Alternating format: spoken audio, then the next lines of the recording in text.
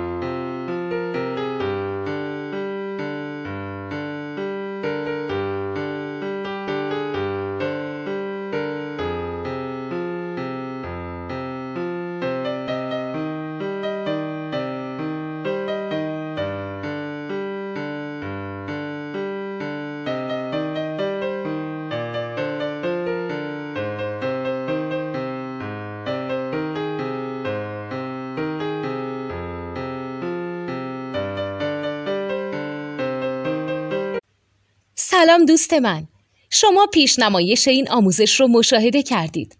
برای دیدن آموزش به صورت کامل میتونید به وبسایت نوت 2 که مرجع آموزش موسیقی هست مراجعه کنید.